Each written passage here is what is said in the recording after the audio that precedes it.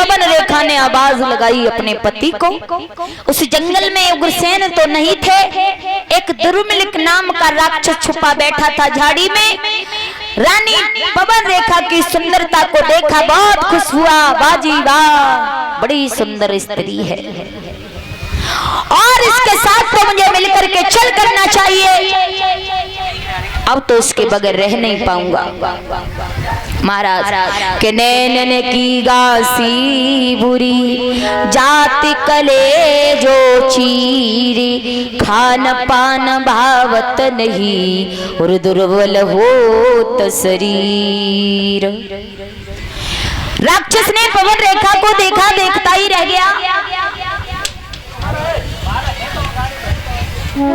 देखता ही रह गया। महाराज श्री सुखदेव जी कहते हैं उत्तरानंदन परीक्षित, वो राक्षस आया और उस राक्षस ने पवन रेखा के पति उग्रसेन का रूप बना लिया और आ गया, कहने लगा, ए रानी पवन रेखा, आप फालतू में रोई जा रही हो, अरे हमारे होते हुए कलश वाली बिटियां जितनी ली हैं सब खड़ी हो जाए। तो महाराज चली जाती है और कलश वाली बिटियां जो भी हैं घर पे न जाया करें, क्योंकि तुम्हारा वजीफा बहुत आतो है लली, तासे घरे मत जाओ, 2 दिन और रुक जाओ, है ना।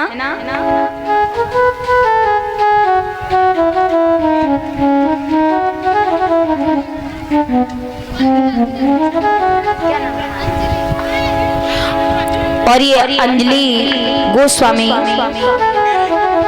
नाहिल घिरोर, इनकी तरफ से 101 नोटों का हार हमारे गले में आ रहा है। 10-10 रुपए से हमारे समस्त स्टाफ को सम्मान कर रही हैं, 101 रुपए भंडारे में दान कर रही हैं।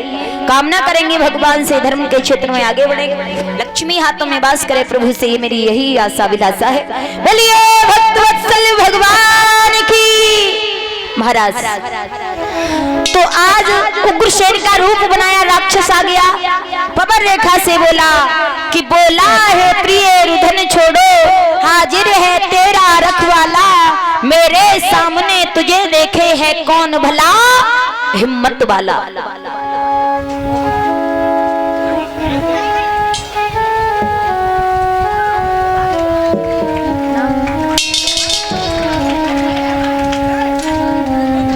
और इस बीच में इंद्रपाल वर्मा व विष्णु वर्मा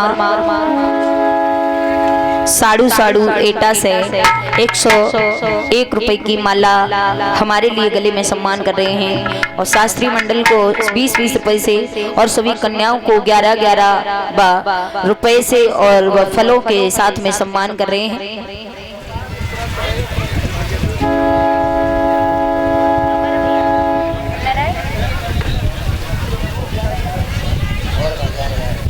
और ये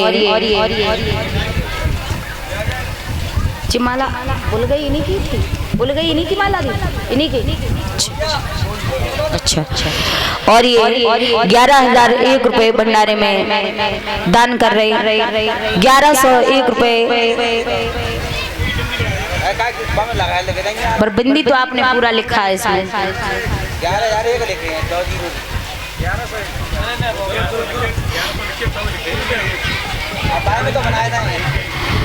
तभी तो हम गलत बोल जाते हैं। कोई बात नहीं, 1101 रुपए भंडारे में दान कर रहे हैं, बहुत बहुत धन्यवाद। धर्म के क्षेत्र में आगे बढ़े, समाज में सम्मान मिले, प्रभु से मेरी यही आशा आकांक्षा है।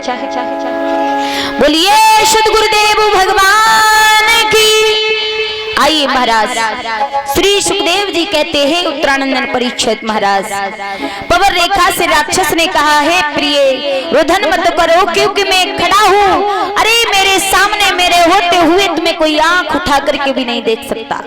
आ गया, मैया नहीं समझ पाई कि मेरा ये पति नहीं है, उसने जाना कि मेरा ये पति है, और वो राक्षस ने क्या किया, पवन रेखा के पति का रूप धारण किया, पवन रेखा को बहलाया फुसलाया और कहा देवी जी हमारे घर में कोई संतान नहीं है, चलो जंगल में बाहर करेंगे। धोखे में बानी चने और कियो सती संभोग, प्रकट हुई गयो अंत में बाई निश्चर को संयोग। उस दुष्ट ने भैया पवन रेखा को झाड़ी में ले जाकर के अत्याचार किया है और मैया पवन रेखा का पतिव्रत धर्म नष्ट कर दिया। मैया ने जब देखा बड़ा खुश है, लेकिन जैसे ही उसने धर्म नष्ट किया उसके बाद में अपने असली रूप में आकर के खड़ा हुआ और जैसे ही राक्षस का रूप देखा पवन रेखा ने एकदम से चिल्लाने लगी, अरे दुष्ट, तूने तो मेरा पतिव्रत धर्म नष्ट कर दिया, तूने तो मेरा सब कुछ लूट लिया।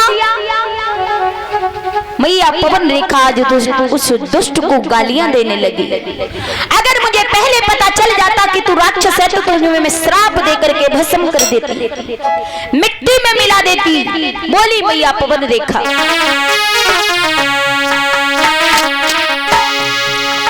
कि लाचार हूँ मैं, निस्तेज हूँ मैं, और मरना जौहर दिखलाई देती।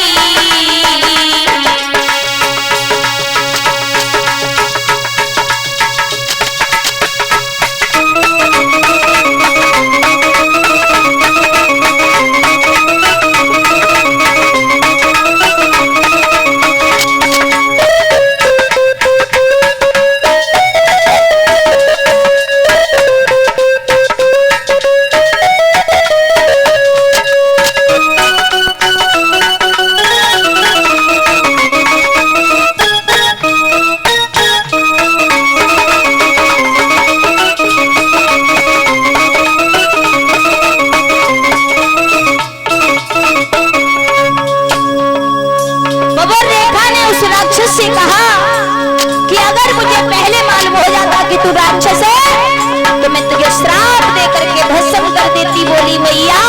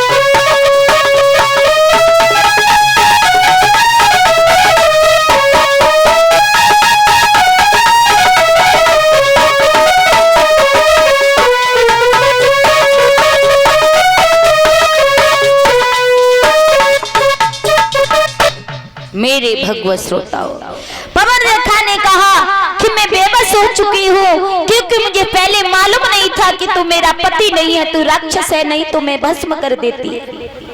अब तो रोने लगी पवन रेखा माता, और भला उसके पास रोने के सिवा बचाई क्या है। जिस स्त्री का पतिव्रत धर्म नष्ट हो जाए वो स्त्री फिर जीने के योग्य नहीं रहती है। माताओं, पवन रेखा का पतिव्रत धर्म नष्ट हो गया।